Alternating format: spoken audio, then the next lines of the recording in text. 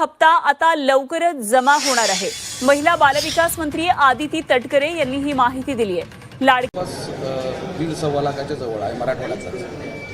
हे साधारणपणे याच्यामध्ये मी म्हटल्याप्रमाणे ग्राउंड लेवलचं व्हेरिफिकेशन होईपर्यंत तो आकडा किती आहे हा निश्चित करणं हे आमच्यासाठी किंवा कोणासाठी त्या ठिकाणी चुकीचं ठरणार आहे। काही अशा आहेत की ज्यांनी त्यांना माहिती आहे की त्यांनी दुसऱ्या योजनेचा लाभ घेतलेला आहे, तरी त्यांनी त्यावेळेला फॉर्म भरलेला होता। आणि तुम्ही एक गोष्ट समजून घ्या की पोर्टलवर असो किंवा मॅन्युअली असो, ज्या वेळेला फॉर्म अपलोड केला गेला त्याच्यामध्ये त्यांचं सेल्फ अटेस्टेशन घेतलेलं आहे। म्हणजे त्यांनी स्वतः माहिती द्यायची की त्यांनी कुठल्या स्कीमची त्या ठिकाणी लाभ घेतलाय की नाही घेतलाय।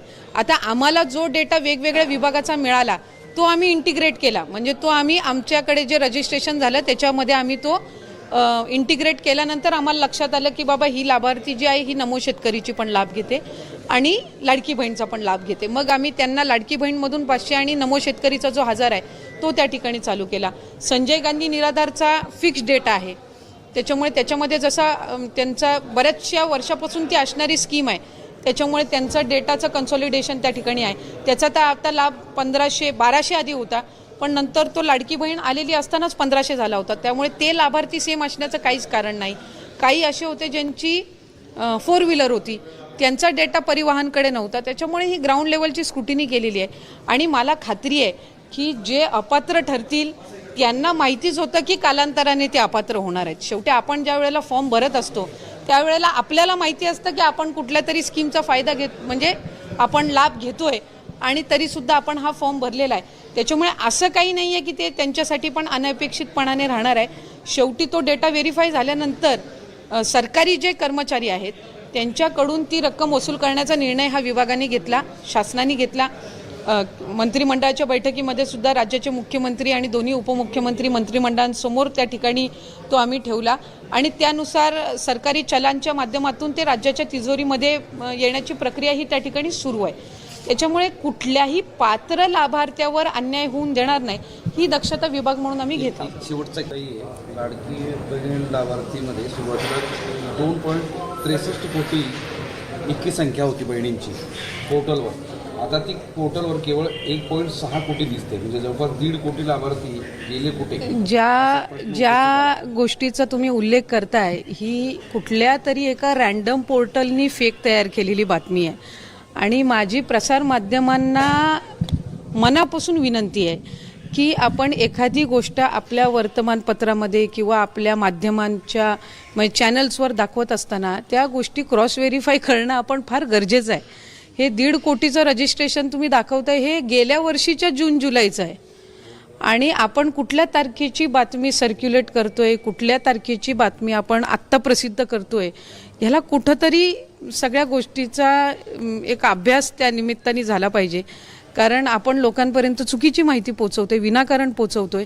मुळात 2,63,00,000 हे रजिस्ट्रेशन होतं।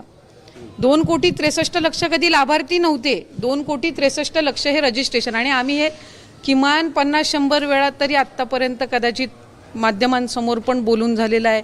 आम्ही प्रत्येक मेळाव्यामध्ये सुद्धा राज्याचे मुख्यमंत्री फडणवीस साहेब असतील, उपमुख्यमंत्री एकनाथजी शिंदे साहेब असतील, आदरणीय दादा असतील, विभागाची मंत्री म्हणून मी असेल, आम्ही त्या ठिकाणी उल्लेख करतो। आणि आजही आमच्या लाभार्थ्यांची संख्या 2,30,00,000 पेक्षा जास्तीच आहे, ती काही त्याच्यापेक्षा कमी नाही आहे। मूळ रजिस्ट्रेशन 2,63,00,000 होतं, त्याच्यातलं फिल्टर होऊन म्हणजे त्याच्यातले जे अपात्र असतील, कधीच त्या योजनेमध्ये पात्र असणारे नसतील, स्क्रुटिनीमध्ये असतील, हे त्या ठिकाणी करून सुद्धा वेगवेगळ्या विभागांची ज्या वेळेला आम्हाला माहिती मिळते ती आम्ही क्रॉस व्हेरीफाय करत असतो।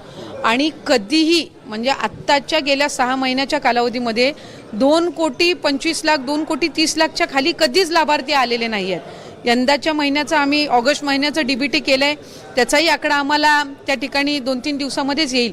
त्याच्यामुळे माझी माध्यमांना विनंती राहील की आपण ह्या सगळ्या अशा पद्धतीच्या बातम्या आपण न्यूज चॅनल्स किंवा अशा पद्धतीचा संभ्रम निर्माण करण्यापेक्षा त्याची वास्तविकता आपण बघून घेणं ही नक्कीच गरजेचं आहे। ताई, पडताळणीनंतरचा आकडा काय आहे आणि पडताळणीमध्ये अनेक जणांची नावं म्हणजे एकाच कुटुंबातली 4-4 आहेत ती कमी झालेली आहेत, वाहनं आहेत, जे काही निकष लावले आहेत त्या निकषाच्या आधारावर पडताळणी केल्यानंतर एक तर निकष जे आहेत ते लाडकी बहीणचे कधीच बदललेले नाही आहेत. सुरुवातीपासून जे निकष आहेत ते त्याच प्रमाणामध्ये आहेत.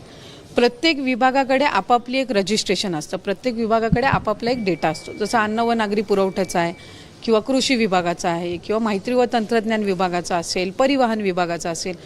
हा जो त्यांचा डेटा असतो याचा कुठल्याही दुसऱ्या विभागाला ॲक्सेस असण्याचं काही कारण नसतं. त्याच्यामुळे महिला व बालविकास विभाग म्हणून आम्ही वेगवेगळ्या ज्या काही विभाग आहेत त्यांच्या ज्या योजना आहेत त्यांच्याकडून त्यांचा डेटा हा मॅच करण्यासाठी मागत असतो. आणि ही रुटीन प्रोसिजर आहे, ही सगळ्या योजनांमध्ये होते. फक्त लाडकी बहीण योजना ही सुरुवातीपासून फारच प्रसिद्ध आहे, ती महिलांमध्येही पॉप्युलर आहे, ती विरोधकांमध्येही पॉप्युलर आहे आणि ती लोकप्रतिनिधी म्हणून आमच्या सगळ्यांसाठी किंवा महायुतीच्या सरकारसाठी सुद्धा महत्त्वपूर्ण आहे. त्याच्यामुळे साधारणपणे प्रत्येक जी स्कीम आहे याचं डेटा व्हेरिफिकेशन, त्यांची ऑडिट, ह्या सगळ्या गोष्टी होत असतात. आता साधारणपणे लाडकी बहीण योजनेच्या मध्ये सुद्धा आम्ही डिसेंबर जानेवारी महिन्यामध्ये कृषी विभागाचा आम्ही डेटा त्या ठिकाणी मागवला होता. म्हणजे आम्ही मागवला होता खरं तर ऑक्टोबरच्या आधी, पण मधल्या कालावधीमध्ये आचारसंहिता होती विधानसभेची. त्याच्यानंतर आम्हाला तो डिसेंबरच्या अखेरीस जानेवारीच्या पहिल्या आठवड्यामध्ये प्राप्त झाला. मग त्याच्यामध्ये जे नमो शेतकरीचे लाभार्थी होते ते आम्ही लाडकी बहीणमधून त्यांना 500 रुपये आणि नमो शेतकरीमधून 1000, म्हणजे एकूण त्यांना 1500चा लाभ अशा पद्धतीनं त्यावेळेला रुजू केलं. अन्न व नागरी पुरवठाकडनं तर आम्हाला जे शिधाधारक असतात किंवा जे तुमचं पिवळा आणि केशरी कार्ड धारक असतात तो डेटा त्या निमित्ताने मिळाला. परिवहन विभागाकडनं एक काही मर्यादित आम्हाला डेटा मिळाला.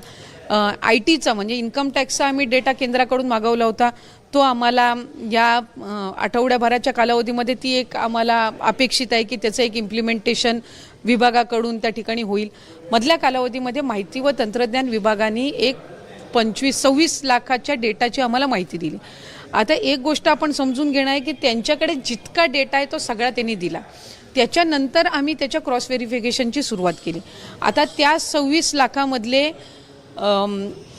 2,63,00,000 जे काही रजिस्ट्रेशन झालं होतं याच्यामध्ये सुरुवातीच्या कालावधीमध्येच अपात्र झालेले पण अपात्र ठरवलेले पण बरेच आहेत, कारण तो एक डेटाचा चंक आहे. तर त्याच्यातले त्या 26 लाखामधले 26 लाख काही बाद नाही झालेले आहेत. त्याचं आम्ही क्रॉस व्हेरिफिकेशन ती प्रोसिजर आम्ही केलेली आहे.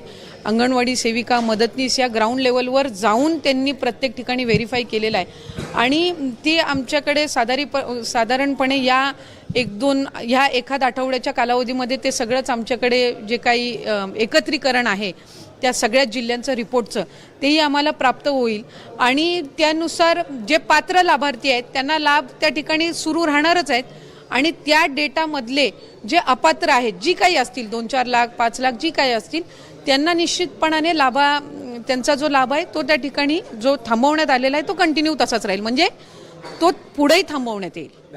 मराठवाड्यामध्ये आम्ही जेव्हा माहिती घेतली तेव्हा 2.25 लाखचा जो डेटाबेस आहे पडताळणीच्या काळामध्ये ते वेगवेगळ्या योजनांचा लाभ घेत आहेत म्हणून आता त्यांचे पैसे मिळणार नाहीत. आणि मी स्वतः त्या ऑफिसमध्ये गेल्यानंतर तिथं लोक येत होते, आमचे 2 महिन्यापाशी नाही, 1 महिन्यापासून आले नाही, 4 महिन्यापासून आले नाही असं ते सांगत होते. तर हा एकत्रित आकडा जवळपास काही विधान परिषदेच्या सदस्य आहेत, चित्राताई असतील, मनीषाताई असतील, यांच्या काही सूचना त्याच्यामध्ये आलेल्या होत्या आणि त्याला अनुसरून आजचा हा दौरा आयोजित केलेला आहे. तिथल्या ज्या मुली आहेत त्यांच्यासोबत आम्ही संवाद साधणार आहोत आणि काही तिथं ज्या काही स्थानिक पातळीवरून तिथल्या प्रशासनाकडून काही सूचना येतील, नीलमताईंच्या काही सूचना असतील, त्या विभाग म्हणून त्याच्यावर अंमलबजावणी करण्याच्या दृष्टिकोनातून आजचा हा दौरा आयोजित केलेला आहे. मी बऱ्याचशा वेळेला ज्या ठिकाणी जिल्ह्यामध्ये जात असते तिथे बालगृह असतील, बालसंगोपन केंद्र असतील किंवा तिथले आमचे वन स्टॉप सेंटर्स असतील तिथं मी भेट देत असते आणि तिथेही जे